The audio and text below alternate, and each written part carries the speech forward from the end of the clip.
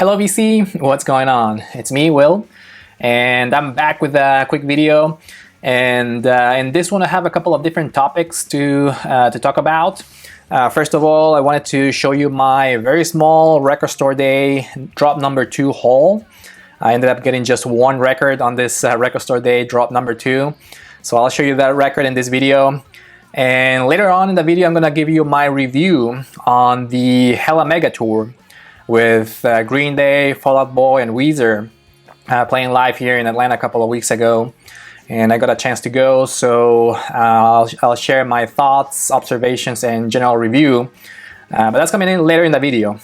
For now, before getting started, I wanted to give first a very big thanks to fellow VC member and mix CD maker, DJ Trish.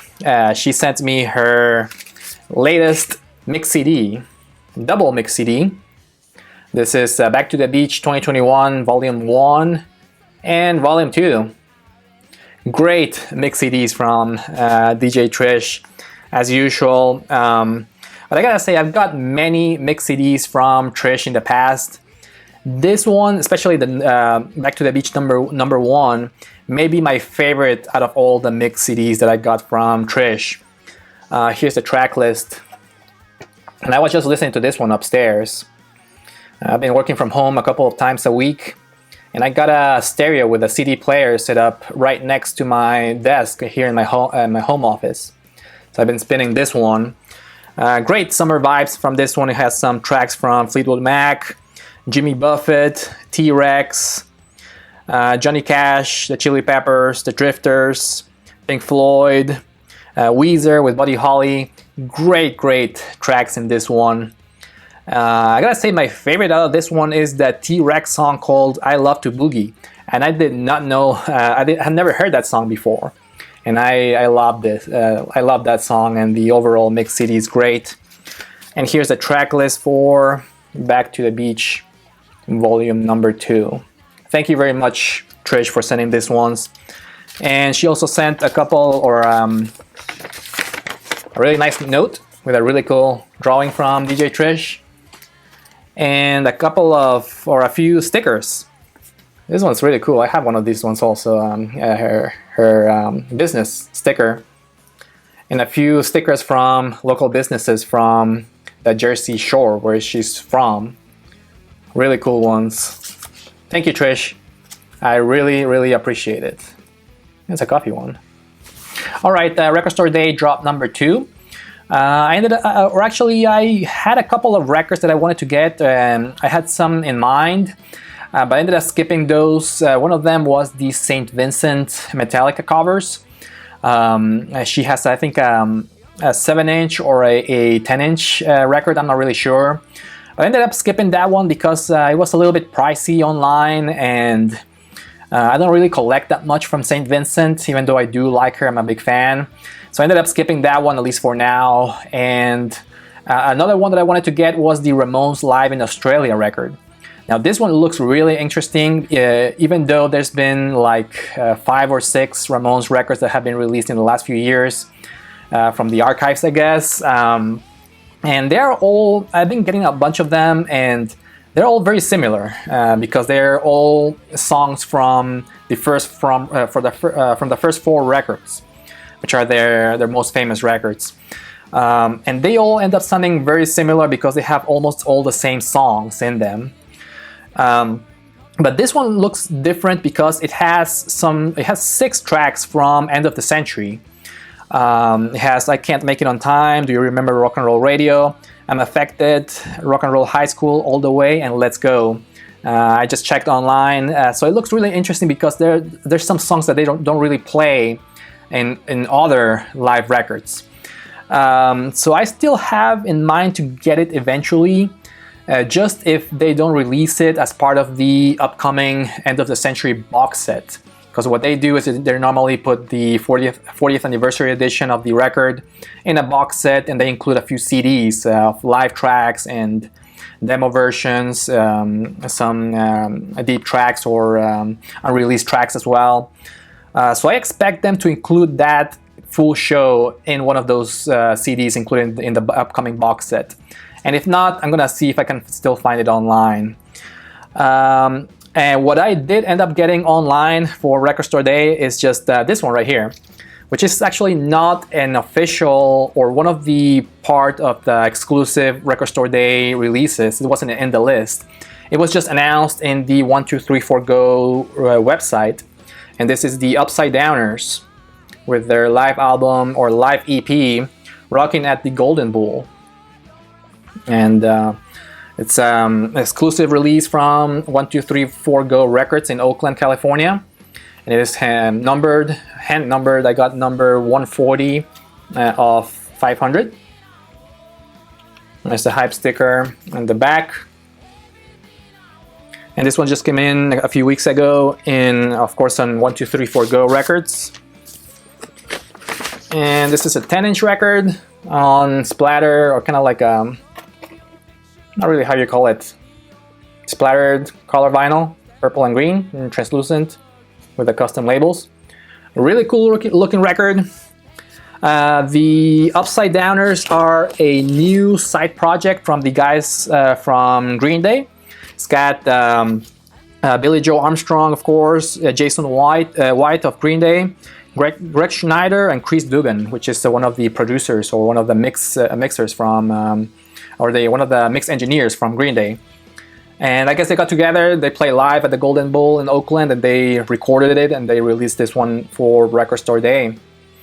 And I gotta say, the Upside Downers, they may be my least favorite out of all the Green Day side projects, and that's including the Network, the Pinhead Gunpowder, the Long Shot, all the side projects. I think this may be my least favorite because, at least from the stuff that they have out, it's all cover songs.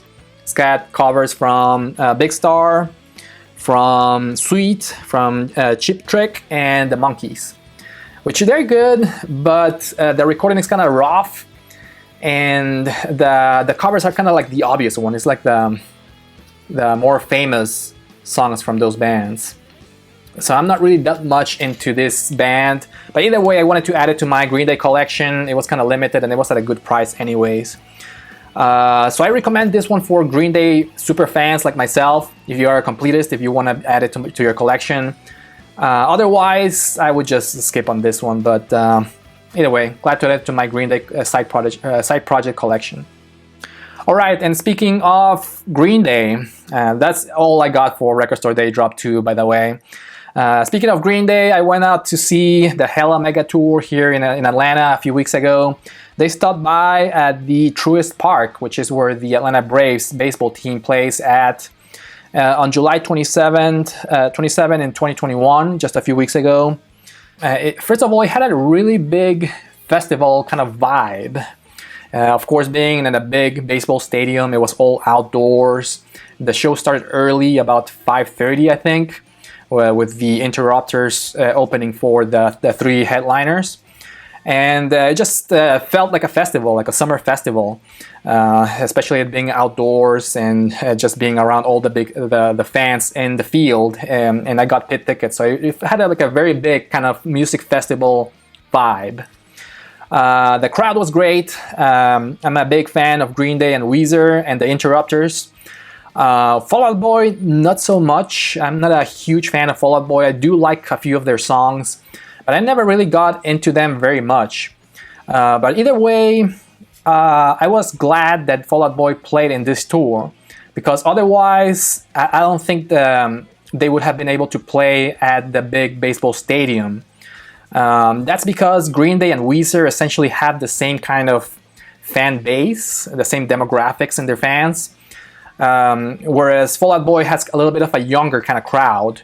So by adding those two fan bases, they were able to play at somewhere very large, like the Truist Park here in Atlanta. And of course, the Interrupters, I was very excited to see them because I'd never seen them live. And speaking of the Interrupters, they played a great show. They played for about half an hour or 45 minutes, I think. But they got the crowd really into the show. They got everybody dancing. Super catchy songs. The lead singer of the band, I think think her name is Amy Interrupter. I think that's what she goes by.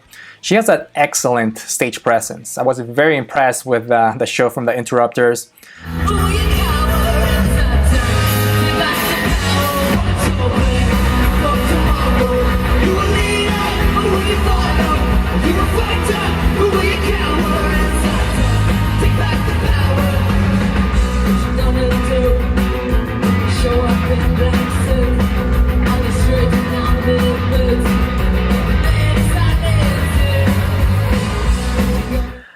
Then came in Weezer, which also played a great set.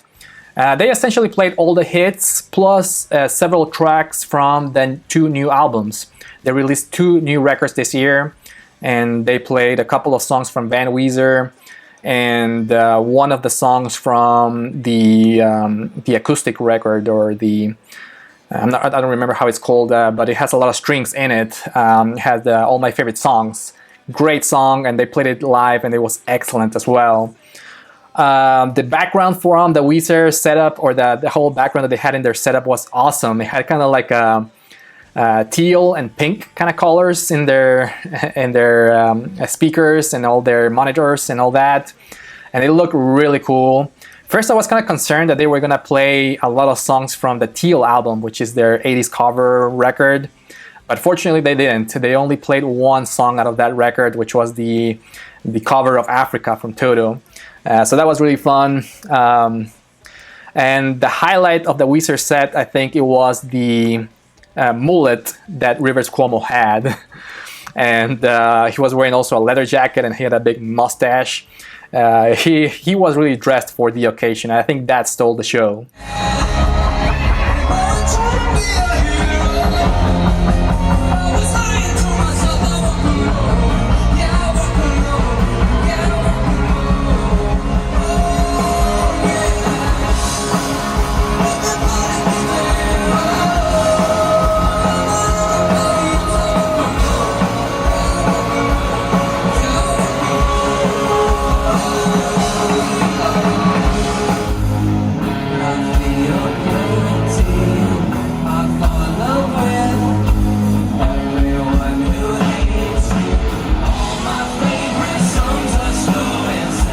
So yeah, they were really fun. And then came in Fall Out Boy. Like I said, I'm not a huge fan of Fall Out Boy, but I gotta say they played an excellent set. Very fast-paced, very catchy. You can tell that Green Day and Weezer were very big influences in their music style. And I gotta say, the voice of the singer was very, very impressive. He sounded almost exactly like he sounds in the records, in the albums.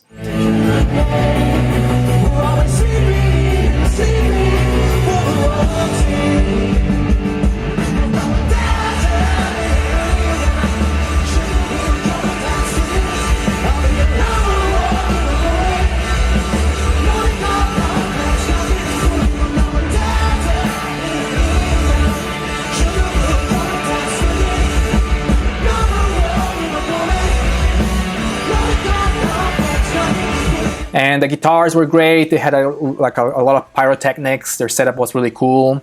I do have one complaint though, is that they started their set a little bit late because there was some kind of issue with the setup in the background. They had a very elaborate setup. It looked a little bit like a haunted woods kind of look, kind of vibe, along with like a space theme, which was very strange. So they had a lot of things going on in the background, and it took them forever to put it together before the show. So they were running a little bit late, and they had to cut their set also a little bit late. I think they didn't play the very last song in their set because of those technical issues with their background. And also they brought in this huge structure for the drummer. It almost looked like a small castle where the drum set would sit on top in the middle of the set while they were while in between some of the songs. And it took him a lot of time also to drag that whole thing, that big thing, into the center of the stage. And I think that also took some time from their set. I think if I had a recommendation for them, would be just minimize a little bit of their background thing and just put a screen that works fine. But I don't know, I just thought that it was a little bit too elaborate for the kind of music that they play. But either way, it was a good show.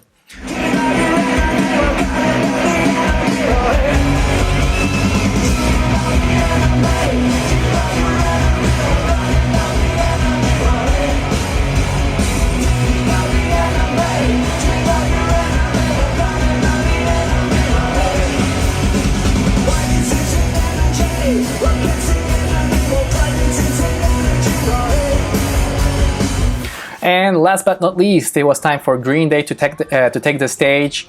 Of course, I was super excited to see them live, especially after a year and a half of lockdowns and not seeing many live shows. Of course, I'm a huge Green Day fan. I've been a fan of them for a long time. I've seen them live many times, and their show was great. Especially if you were an occasional fan, if you were a new fan of Green Day, this was a great show to go see because they played all the hits from start to finish. They played all the big songs from Dookie, all the big songs from American Idiot, all the classic Green Day songs like Hitchin' a Ride, Brain Stew, Jesus of Suburbia, Holiday. All the big hits were played at the Hella Mega Tour. Now for older fans like myself, people that have seen Green Day many times in the past, maybe it wasn't the best Green Day show. And don't get me wrong, it was a good show, but I was expecting to hear them play maybe one or two deep tracks or some older songs, as well as songs from the new album. They just released an album last year. This tour was supposed to be the tour to promote the last album, the newest album, Father of All, and they didn't play any songs from that record, which was very disappointing because I was looking forward to hear songs like Ready, Fire, Aim, or Oh Yeah, or Father of All, which are all great songs, and they didn't play any of those ones. And I'm not sure if it was because the record didn't really get that many great reviews last year. Maybe they're not that happy with the results from that record. I'm not really sure, but they didn't play any songs from the new album. They did play one new track, which is called Pollyanna, which was released as a single just a few months ago, but it was not included in Father of All, which was great to hear. I guess it was something. But I had really liked them to play one of the songs from the new album. But either way, it was a really cool set. Like I said, they played all the big hits. They also brought one fan onto the stage like they normally do. And super high energy. Billy Joe always brings it with all his energy, all his stage presence.